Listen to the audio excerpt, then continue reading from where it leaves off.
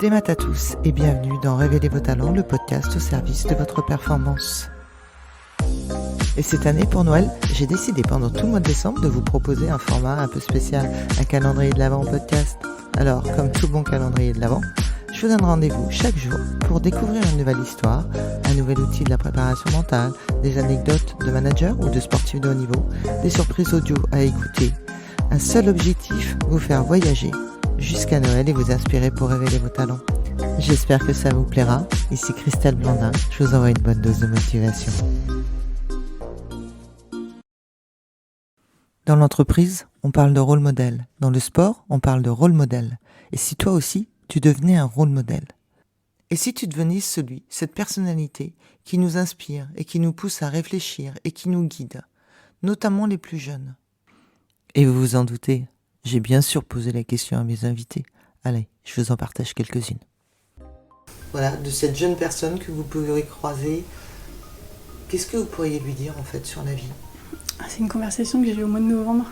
J'étais en Allemagne et j'ai rencontré une jeune qui voyageait, qui avait eu des diplômes en design, justement, s'est rencontrée dans un hôtel. Et qui me disait, ça fait 2 ans que je n'arrive pas à travailler, parce que crise sanitaire oblige, j'ai presque envie de dire. Elle m'a dit, mais je me suis lancée quand même toute seule en auto-entreprise, j'ai fait quelques dessins, quelques projets. Mais je lui ai dit, mais t'as pas perdu ton temps? Elle m'a dit, qu'est-ce que je dois faire? Je lui ai dit, qu'est-ce que t'as appris pendant 2 ans? Elle m'a dit, voilà, je vais faire tel projet, je vais faire du design, je suis montée en compétences, j'ai passé un diplôme secondaire. Je lui ai dit, après, c'est à toi de voir, est-ce que tu veux être vraiment chef d'entreprise? Est-ce que tu veux continuer dans cette voie-là et développer ton portefeuille? Puisque maintenant, la crise étant à peu près passée, ça va être le moment de lancer ton activité.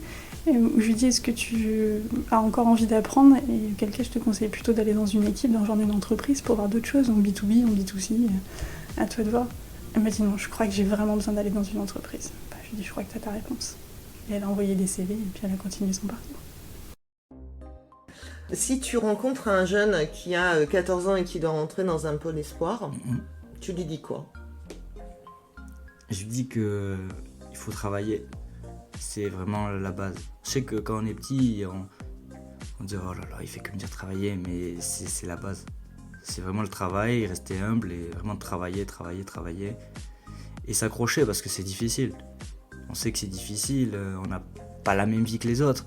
Quand on voit les autres sortir tous les week-ends, toi t'es en train de jouer, ils peuvent faire des bêtises que toi tu peux pas faire, mais au bout d'un moment ça paye. On sait que c'est dur, c'est long, mais ça paye.